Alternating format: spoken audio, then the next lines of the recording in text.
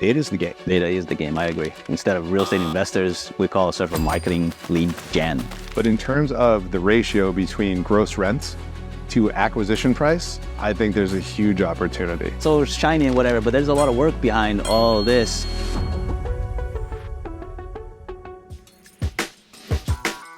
Are you a real estate investor eager to explore the market and gain insights from seasoned professionals? If so, this is the right place for you. I'm Brunno, disposition manager here at Whiteacre and real estate investor. Today, we have Jim Murray, a very special guest that is the distinguished real estate investor and co-founder of Lyon Property Group. Jim's going to talk about how to become the leader you need to be in order to attract the right team and to scale your real estate investing business. He will also dive into house hacking and how he went from that to $1 million worth of real estate owned in just 5 years. He is a very respected figure in the industry, operating successfully in Rhode Island market for the last 8 years.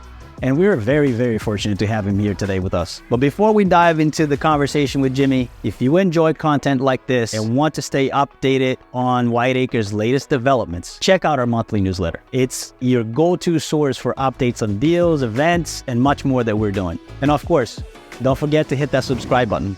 We release content on a monthly basis where we have valuable content that we don't want you to miss. All right, that's going to be enough for me today. Let's jump into the conversation with Jimmy Murray.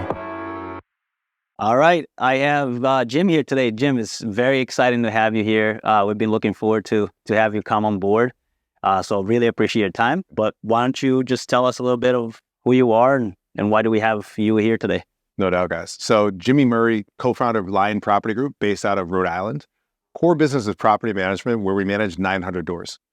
Then I realized it was time to vertically integrate. So we vertically integrate a real estate sales team, so traditional realtors, where we have 7 realtors on our team as well. Nice. But the property management company also plays really well on the flip side of the game. So we flip about 10 to 12 houses a year, but it is incredibly streamlined because all the processes that we use within the management company, we also use in the flip game. So literally our vendors access a portal, respond to the work orders, and get paid electronically through there.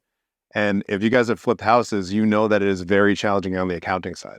So this makes the accounting very easy, but people sleep on the property management business in terms of how you can vertically integrate it and get into other avenues. And we can talk a little bit about that later in terms of where we're headed in 2024, but really exciting stuff on the horizon. Business goals, I'm very focused on the retail side. And we can dive a little bit deeper into this, but the goal, I have a young team. So the goal is 25 million in retail sales. But we are building an acquisitions engine, because if you can sell, you can do anything in this business. Mm-hmm. And a lot of realtors are getting out of the game and they're getting lazy straight up. I mean, realtors are already lazy, but like they're just mailing in now. Rather than completing the right marketing on their listings, they're really starting to just get lazy on their marketing, where now is where you dive deeper on your marketing. I'm sure that you guys are very familiar with this stuff because marketing is the game. Because your marketing on that current listing is going to lead to your next client, right? So we've rolled out certain things within our team. But here's the biggest thing that we realized. We just created a strategic partnership with a mortgage company. Property management companies produce a ton of data that everybody sleeps on. So this is one component of the 3-pillar sauce that we're rolling out. The first component is we receive 25,000 leads on an annual basis, people reaching out to us to see our apartments. Oh. So we sent it to a mortgage company who's very good at working data. They told us that it was 9,000 unique leads. So they actually developed a call center in the Philippines that only focuses on turning these folks into buyers. Because think about it, if we have 900 units, even if we turned over 900 units in a year, which we typically turn over about 200, we still have another almost 9,000 leads. 9,000 minus 200 is still 8,800, right? So now we work these guys into the system. So we actually started this literally last week, rolled out the 9,000 leads. We had 300 responses within the first 12 hours, and we had 40 buyer appointments. So we're getting 40 people pre-approved to buy houses. Wow. That's right. So like these are real numbers. These are people on the phones. So now my agents are fed leads. But now we're working with legitimate buyers. It's because we have the data. So a lot of people are like, oh, Jimmy, you own a management company. Like, don't sleep on management companies, the data that we can produce. And that's one out of the 3 pillars that we're rolling out. So that's what I'm super excited about in 2024. That's awesome, man. That's awesome. That was amazing. Like that whole picture that you just painted, like of how that worked out, that's amazing. That's like the stuff that people don't see. Like when they see just like HGTV and those stuff, right? I was like, oh, it's so shiny and whatever. But there's a lot of work behind all this, and like the structure that you're putting together to get this happening is amazing. I love it. It's even in the yeah. So like I know that AI is huge, and they have AI chatbots. Right? What do I know about that? Ruthie from Ozark talks about, I don't know shit about like coming to AI and chat. I don't know. I know that I should be using it. Once the mortgage company like, yo, we're all AI with the virtual assistant. There you go. Right. So that company will get a rip for the leads that they produce, but data is the game. Data is the game. I agree. I mean, we call ourselves more of like, instead of real estate investors, we call ourselves a marketing lead gen. Really, like that's what we are, right? So if without the leads, you don't close deals, right? So you have to create those leads to wholesale, to help other buyers and all that. So you need the leads, and the leads comes with marketing. So yeah, I agree 100%. I'm part of Apex Business Association. Mm-hmm. It's a business mastermind down in Dallas, Yeah. Texas. So I go down there quarterly. There's a couple different levels to the group. So I'm in the middle level at entrepreneurs, meeting with a whole bunch of business owners on an annual basis.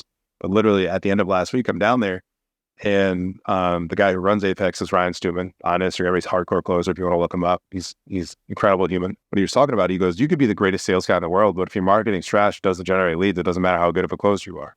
Correct. He goes, you'd rather be on the other side of producing too many leads. And he goes, I don't know if that's such a thing, but you'd rather have your sales guys chasing as many leads as possible, and they could be half as good at closing, but they have the leads. Correct. Right. So that's where we're at now. Like, we have the leads, and it's a matter of curating the follow process. Mm-hmm. Because we know in real estate, like, all right, if we're crushing, 40 buyer appointments across 9,000 data points on the first outreach, like, who knows, like, what's ahead of us. So we're really excited for that. Yeah. Most of the stuff that you're doing is all Rhode Island, or have you spread it into Mass and other areas too? Great question. So we have crept up into Southern Massachusetts, but our big focus in 2024 is going to be in Eastern Connecticut. So honestly, and maybe if you guys are listening to YouTube here, leave a comment if you know anybody big in Eastern Connecticut, but there aren't a lot of guys crushing it out there. But in terms of the ratio between gross rents to acquisition price, I think there's a huge opportunity. Awesome. I mean, I was talking to one of my buddies who's a mortgage broker, and he goes, oh yeah, you managed that 2-family. I sold it, and I bought that killer Airbnb up in New Hampshire. He goes, but I had a couple dollars left over, and I had a really good year in 2020. Mortgage brokers crushed it. And he said, I bought something in Griswold, Connecticut. And he's like, and that's kind of like a B area. He said, I bought a 3-family for $325, and each unit rents out for $1,700 per month. So back into the map, like, wow, the 1% rule is like, where you go. Oh yeah, like you're crushing the 50% rule, and 50% rule is like stuff we keep back pocket now, because if we're realtors, we're probably selling on the 1% rule, which still works, but that 50% rule is a sauce. I know there's, like you mentioned, or you will mention to the meetup tonight too, that you went from like house hacking, which is basically buying a multifamily, living in one and renting the others, to now all that you have, right? 1 million worth of owned real estate and your businesses and all that. How can someone that is just starting say, hey, I like house hacking, like how do I go about it? What's the best trajectory, I guess, to start in that process? Yeah, man. So honestly, one of my good friends, he talks about how real estate is the best get rich slow tool he's ever found, right? Everybody wants to get rich fast. Yeah. But the truth of the matter is, running multifamily is a business. I think that's first and foremost where you have to start and understand that. But it's all a numbers game. So literally, like, the spreadsheet that I used to buy my second multifamily, I still use today. I use it to help clients buy. Actually, we just priced a 22-unit deal off market, and we actually got a 30-year fixed 6.5% note on 22 units. Oh, wow. Did we overpay a little bit? Yeah, but 6.5% for 30 years, like, that's solid. That's nice. And you didn't have to go to the bank, and I think it was only $250,000 now. So low down payment as well, right? But just, we use the same spreadsheet, literally. So if you guys want to get started out house hacking, look at your numbers.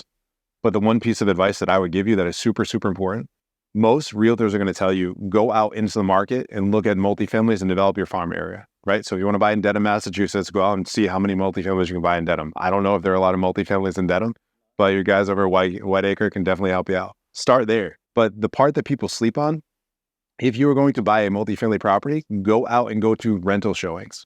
Act like you're a prospective tenant. Now you can back into what your rental unit should look like and what you can get for rent.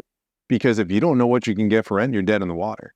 Because that's where your analysis starts. Like, particularly if you're going to use the 1% rule, you need to know what you can obtain for gross rents. In our local market, I know literally piece by piece in terms of what we can get for gross rents. So I know that if we install a dishwasher, we're going to get between $50 and $75 more per month. I know we love to rent to pets. Obviously, with the right screening, we can rent to pets. I've had some horror stories with cats. Dogs are awesome. I'm a dog person. I love dogs. But with dogs, we can get $50 to $75 more per month. I know with the parking spot, we're going to be between $100 to $150 more per month. There you go. Right. So, or if I put laundry in unit versus coin up in the basement, it's typically $100 to $150 more per month.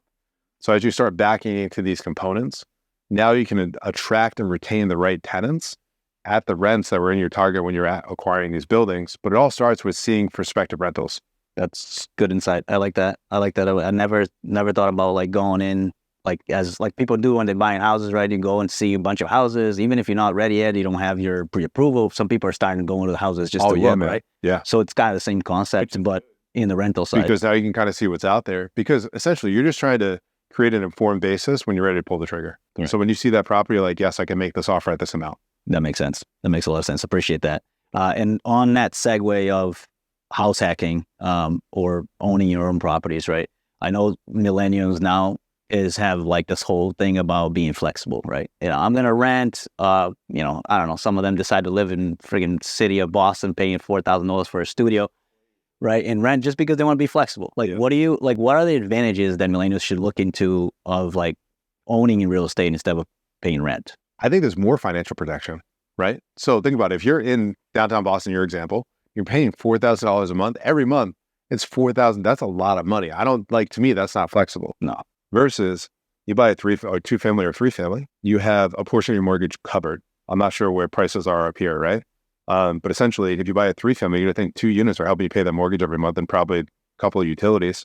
And then in terms of flexibility, you're in that 3rd unit. So if you're a single young professional, you don't have a significant other, rent the bedrooms. That's house hacking. That's it. Or find a massive single family and rent out the bedrooms. To me, that's flexibility because you still have people in the house. So if you travel, if something breaks, you got people there, they're looking at it. Correct. Versus you rent that, not that you have to take care of maintenance if you're renting in the apartment, but $4,000 is a big nut. Like legitimately, like all respect, I've had to work super hard for this. I'm a multimillionaire, $4,000. Like that's something I'm thinking about on a monthly basis, right? If I'm looking at my profit and loss statement. That's right. That's still not a hard decision, but like that's a value-based decision of like, all right, well, if I'm spending 4Gs, like what am I getting? Yeah, no, I agree. And I think the way you put it was nice of being like, what's real flexibility, right? Well, real flexibility is what you meant, right? Like, so I have a friend, she was a remote worker, right? So she worked in a marketing company. Let me slow down. Her name is Brooke Tomasetti. You can look her up on Instagram. Her handle is Money Life Mentor. She bought a 3-family in Providence after graduating from Bryant University. She had a marketing degree in business and she created her own platform. So every time she got a tenant question, she created a Google Drive doc and then responded to it. So her tenants had access to this Google Drive doc where literally all the information was right there. She traveled the world for 2 years before she sold it at like a $200,000 plus gain. That's flexibility. So like you build out the process and it's there. And by the way, like you guys have ChatGPT now, like somebody's already done this. No matter what we do in real estate, somebody's already done it. So who's the resource? That's also not to elaborate more into that, but like you also have those people paying the rent for you, your mortgage for you, and at the same time, your equity in the house is going to just grow and grow and grow, which you can do so many things with that money after that. We know that, right? You have HELOCs, you have sell and take the money, buy it on something else, 1031s exchanges and all, so on and so on, right? Well, I think the biggest thing that people sleep on is depreciation, right? And then like depreciation, when you buy a multifamily where you guys can start is 27 and a half years. And then you move to expert level and it's cost seg and like literally you won't pay taxes at all, which is crazy. Yeah. No, that's kind of where we've gotten to now. And I was like, wait, what is this cost seg stuff? So a lot of people in the Northeast aren't as familiar. It took me a while to find, but I started talking to people out in other regions. And our cost segs typically cost between $2,000 to $4,000, but we'll typically be able to write off about $100,000 the first year in depreciation. So if we're flipping houses, that crushes our capital gains. Correct. Right. No, I appreciate you putting that together because that's what I thought as well, but I wanted to put in the video. So all the millennials looking at this, make sure you look at buying your house. Yeah. Pay no taxes if you can. Keep your money and travel. And honestly, like the biggest thing for me is like, I want to see people win. So if I meet you, like if there's one way that I can help you, man, like let me pour in. That's like awesome. 100%. So during COVID, I decided I wanted to gain further influence. So I hired a podcast agent. So of course, like it's COVID, I'm at home and I just keep recording podcasts and my girlfriend's with me and she starts busting my balls. She's like, I could literally give any podcast interview. I'm like, well, what would you say? She's like, just one pumpkin. I'm like, oh, man. So if you guys have read The Pumpkin Plan by Michael Michalowicz, Mike Michalowicz is an award-winning author, always writes about entrepreneurial topics. I think he's got like 7 or 8 books. His first one was The Toilet Paper Entrepreneur. I think he literally wrote advertisements on toilet paper and became a multimillionaire. I haven't read that one. I've read numerous other books by him. But the biggest thing here is like when you get started in real estate, there are so many different shiny objects. What you need to do is find one and focus on it, right? So there are a ton of gurus and you're going to go across and you're going to get lost and be like, oh, where do I start? Focus on one thing. So Michael McAlowitz shares a story. It's called The Pumpkin Plan. I think it's about 200 pages. And he talks about the farmers that take these 1,000-pound pumpkins to county fairs that win the blue ribbons and do all the things. Yeah. Literally, there is one very specific seed. Like you have to get the special seed. It's not like you're going to plant pumpkins in your backyard. And it's going to grow, yeah. Right? But then he steps into, okay, you get this one very specific seed. And he goes, they don't have a whole patch. They have one pumpkin. And he goes, and literally they focus all of their efforts, all their watering, all of the growth about that pumpkin during the season, just one seed. That's it. Wow. And he goes, and that's how they grow it. And if you want to be successful in business, just one pumpkin. Put all of your efforts towards that one thing and you're going to win. Wow.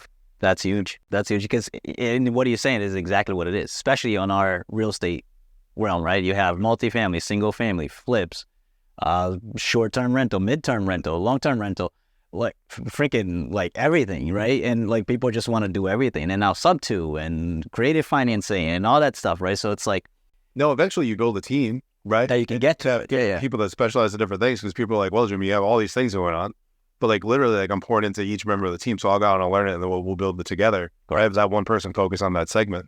I believe in an entrepreneurship model, so that's a whole other story for another day. But that's awesome. Then find the right person to pour into, and then they can build that segment of the business, and they kind of own that one, and then we all grow together. That's awesome. How about your New Year resolution? So a lot of people, they don't know what day it is. They're probably way overfed.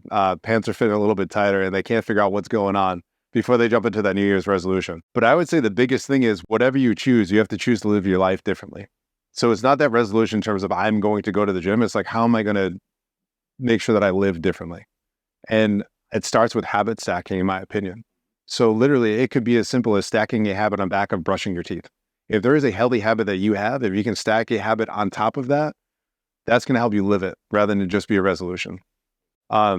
What I would say the biggest thing that I picked up a couple of years ago, I was a fat kid my whole life, like chubby kid with glasses, like I wasn't handsome with a beard always, right? But I had to get into the gym. But I tell you what, like that changed my life, man. Like one, lifting weights, just like the endorphin pump from being in the gym is huge. Also look a little bit better on camera, so I appreciate that when my boards meet. But people sleep on, like you see a lot of entrepreneurs and business owners, and they start living the good life, making the money, and they're also eating the good life and drinking the good life. And, you know, like the mental fog from not eating well and the mental fog from drinking every night of the week, because it's easy to drink at real estate events. That stuff slows you down quickly, and then your body starts showing it. So if you're not focused on your body, like that's going to drag down the rest of your business, and it's going to hold you back from what you can bring to this world. So it's really about, I'm going to talk about this a little bit like tonight, is our leadership KPIs, right? So it's mind, body, and spirit. And those leadership KPIs are going to help you attract the right team. So maybe not so much a resolution, but I do focus on goals. So I'll use the 1 year mark to create goals. So I'll typically have 2 personal goals and 3 business goals. So big believer in the 4 disciplines of execution. And they talk about having more than 3 goals. You're probably not going to accomplish any of them. So I try to break them up, personal and business. Okay. My big goal for last year was to complete the Live Hard program. So most of you guys have probably heard about 75 Hard. But there's actually 4 phases to Live Hard. So I'll dive into that a little bit tonight, but that was life-changing in terms of leveling up my discipline and consistency in everything that I do in my life. I actually raised money for an organization in Boston last year called Run to Home Base. So I was a number 9 fundraiser. So this year, my goal is to be the number 1 fundraiser for that race through Boston this year. It supports veterans struggling to make a transition home. And coming from a family with a bunch of veterans who fought for this country, freedom is super important to me. So it's really important to me to run that race. One other topic that you're going to speak tonight is about the big word that I saw from your PowerPoint was who, not how. Can you just elaborate a little bit on that? What does that mean? Who, not how? In what sense? I see a lot of people get into real estate and they're very focused on the me game. But if you really want to level up your game, it's who are you going to surround yourself with? But transparently, what took me the longest is I realized that I had to become the leader that people wanted to be surrounded by, that people wanted to work with day in and day out in the trenches. So it does start selfishly in here in order for you to develop into that leader that is worthy to be followed. And then when you're transmitting that out into the universe, that is what you were tracked back to you. I surrounded myself with some terrible people and literally cost me over $1 million. Like literally, like I was in a bad spot. But that was kind of God's message to show me where I needed to head. Like that was a lesson, that was a cross that I needed to bear. And I was able to learn from that and become the individual that I am now. But I recognize that we're always a work in progress and God's trying to mold us. We got to figure out the message He's trying to send us. Who, not how. You have to become the who first and become that worthy individual in order to attract the people that want to work with you. But you're going to be amazed. Like when you put in that work, it's going to be incredible. The people that are attracted to you, that you begin to meet, that you're able to build with. That's awesome. Because when I first read it, like my first idea was like, who is the person around me? Like who are my, my peers type of thing, right? It is important. But I think the point that you brought now being like, who are you? And you can attract people because of who you are. I think that's even bigger. I was actually listening to a podcast from Diego Corzo with Better Life with Brendan Turner. And he was saying stuff like that, how he started, right? I don't know if you heard the stuff, but like he was like, he had no money, right? He had like nothing. And then there was this thing he heard about Go Abundance, which is, Go Abundance is, right? But it's only for millionaires, right? And Diego Corzo had nothing. And he messaged them and said, how do I do it to get into this? And then show him initiatives and tell him like, I want to get involved. Like, well, how can I help? And then just give them like, oh, I'll do whatever you guys want. So they flew him with another like 8 investors, like millionaires, to like just volunteer, like do whatever for these guys. Like he would like help with anything, right? But he showed interest. He showed he attracted people to like him and wanted to help him to do the stuff. And now he's a freaking Diego Corzo is like. That's something you shouldn't sleep on. Like if you're younger trying to get started in this game, work for free, right? So one of my good buddies down in Providence, his name was Christian. He worked for 3 different gentlemen, a year apiece for free, completely free. Now he's a developer. I think he's got 20 different builds going on. He's making well into multiple 6 figures on each build. But he spent 3 years. How many people actually would be willing to do that? I'm going to be honest. Like when I launched Lyon, I didn't take my first paycheck for 4 years. Like literally, like I did have a job and I was kind of part-time hustler. So it was nights and weekends. Yeah. It's like Gary Vaynerchuk method, right? Like he's like, oh, you get out of work till 5, you can work till 11, wake up and do it again. I did that. I lived that. So I worked at Fidelity and they used to call me side hustle. Like literally that's what it was. Yeah. But that's how you guys get it done. So if you're willing to put in the work, you can have anything in this life, but it's going to take hard work and consistency. No, thank you. Thank you for that. That was awesome. Any tips, ideas for real estate investing 2024 for people that are watching us in any level? Yeah, if you guys are ready to buy now. Not to get political, but these politicians have done a terrible job on both sides of the aisle. And I think the only thing that they're going to be able to stump on is lower interest rates. And as these interest rates come down, you're going to see more inventory come to the market. And there are literally statistics based on every basis point that interest rates are reduced in terms of how many people re-enter the market. So if you're looking to buy something this year, if you're looking to buy a cash flowing asset, buy it sooner rather than later. Because as these interest rates ratchet down, you're going to see a ton of buyers come back to the market, and we're going to be looking at 2020 again. If I had a crystal ball, that's what I'm seeing. Correct. And the prices are just going to skyrocket again, and so many buyers out. Yeah, for sure. And you got to think there's like this fragmentation in the market of a lot of people. You don't see the typical level up every so many years as families grow. So with that kind of fragmented market, you have a lot of people living in properties because it's a low interest rate from when they had refied. They probably could use that bigger house and they want to, but they're stuck on that low interest rate. So those people kind of re-enter the market as well. So you will see some inventory swapping, in my opinion, but in that first-time homebuyer entry-level bracket, or even in the more affordable multifamilies, competition is going to go through the roof as these interest rates come down. People are going to re-enter. I don't really love this term of like date the rate, but buy the house, but like that's kind of where we're at.